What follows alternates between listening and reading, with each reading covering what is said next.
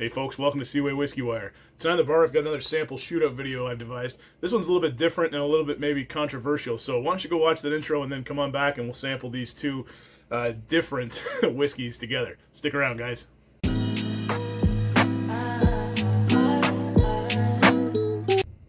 Well, hey guys, thanks for coming back after the intro. I'm Tyler, and tonight in the bar, I thought I'd take a different approach to my usual sample shootout video where I take two whiskeys of similar nature from similar distilleries or similar areas and pin them against each other and see who comes out on top.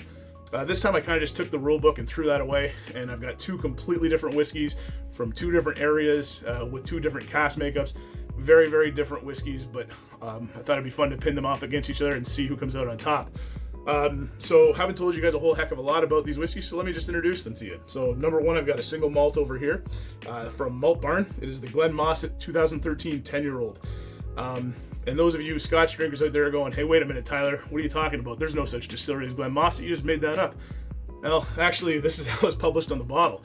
You can no longer get this bottle for obvious reasons that'll be kind of disclosed here in a minute.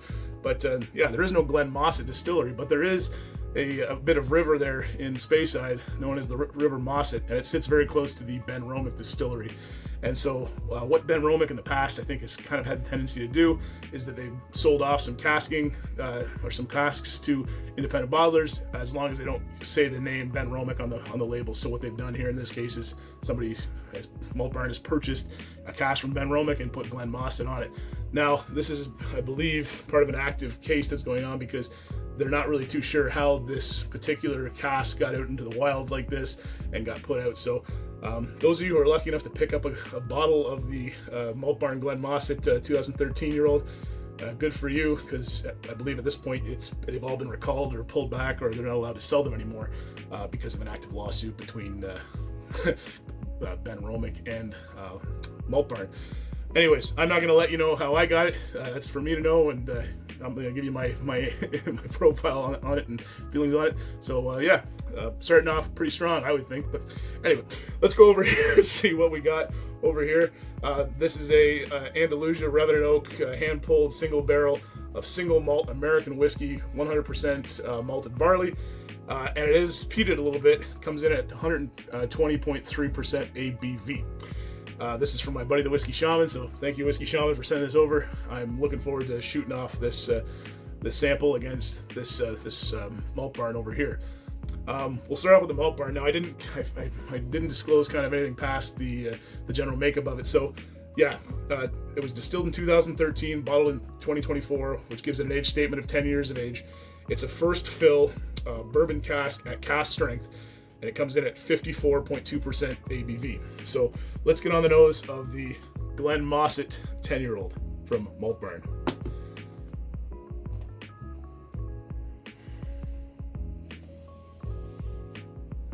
What a nose, I will just say right off the bat. Honey, a little bit of like this acidicness, almost like a vinegar. There's a little bit of peat on there, a little bit of earthy peat, more dirt, a little dirty. Very nice. Vanilla. Some white wine on there, like white wine, vinegar, some cranberries as well, and then that peat. Yeah, very, very interesting nose. Definitely a very interesting cask, very active cask that was chosen for this particular bottling from Malt Barn. All right, let's get into it and see what we can get off the Malt Barn Glenmossett 10-year-old. Sláinte.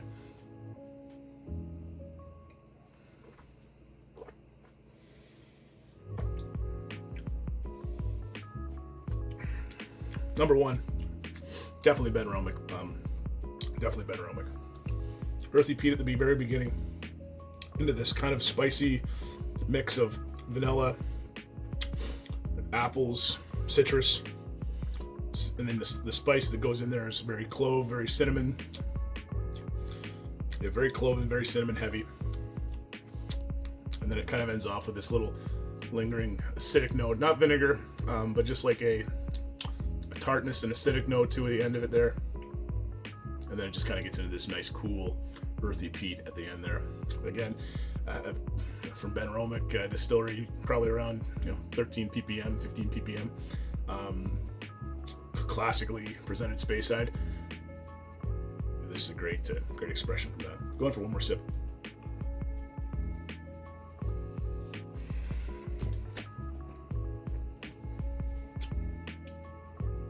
Get some really nice vanilla sugar notes on there.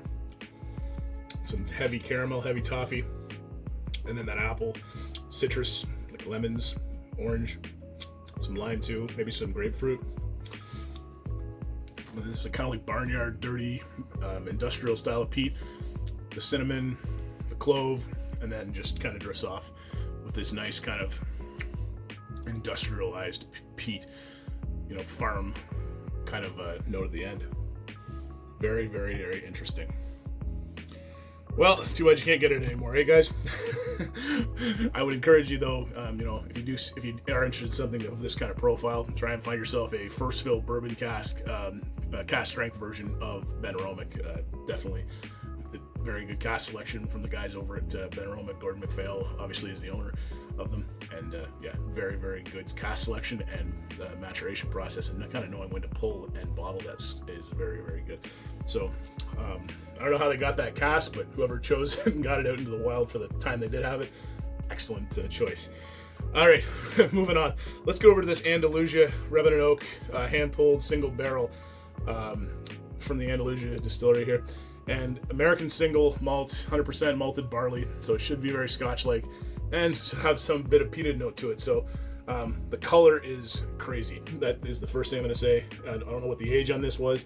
I don't know too much about it, but the color on this is absolute mahogany, very orange to it. I am really thrilled at that color. And 120.3%, or sorry, 120.3% proof, or 120.3 proof, pardon me, on the nose with the Andalusia Rebel and Oak.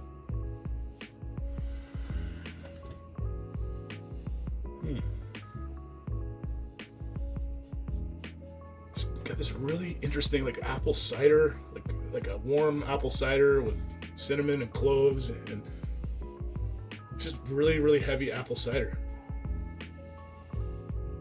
Like warm apple cider, warming in a craft there. Some vanilla on there, caramel notes, lighter though. Cinnamon, nutmeg, clove. Something else there too. You don't get any of that peat on there, on the nose.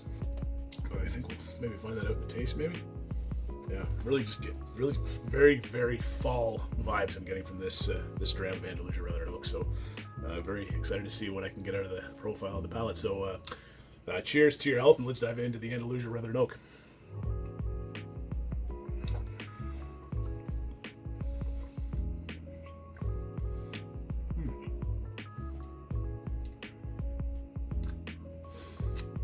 Okay, very interesting. So almost a syrupy profile to it. Cinnamon, sugar, brown sugar, caramel, toffee, but it's not bourbon light. It's got these profiles, but it's not very it's not overly sweet like a bourbon. Then you get these apple profiles to it, so like caramel apple. And then this it's got to be the peat that's in there.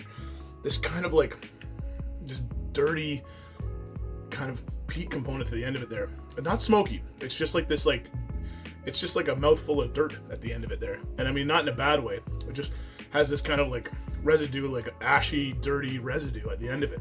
Very interesting, very smooth too, very mouth coating.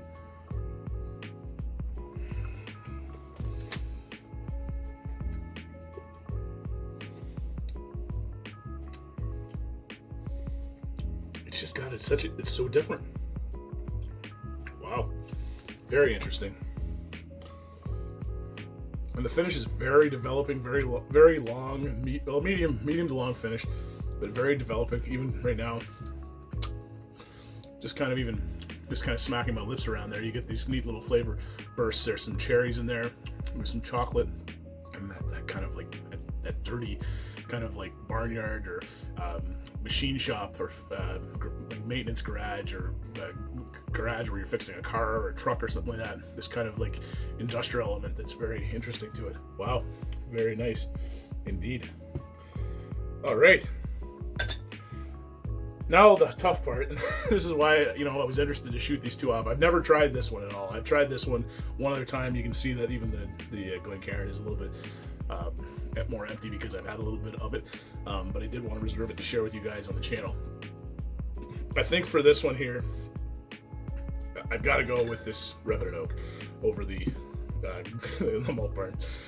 Just because it is so, it'd take a lot to, it would have taken something very extraordinary on this side to knock this one off, just because it is so over the top and so specific and so unique.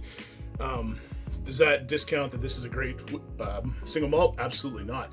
I would definitely recommend both these whiskeys, but for today, I'm gonna have to go and side with the Andalusia Revenant Oak hand-pulled single barrel sent to me from my buddy, the Whiskey Shaman. I've got his challenge going right here. So thanks a lot, Randall, for all the samples you sent over. I'm really, really, really enjoying this Andalusia Revenant Oak, and we'll have to connect and try and figure out how to get me some more of this stuff, because it is a banger.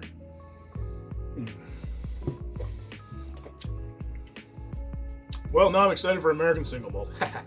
Anyway, that's all from me tonight. You know, go out and get yourself something from Andalusia Revenant, or Andalusia. If you haven't already heard of them, go check them out. And, you know, I'm a big fan of Ben Romick, Malt Barn, and Glenn Mossett Distillery. You know, obviously you can't get this anymore, but, you know, feel free to go try and find yourself some cast strength Ben Romick.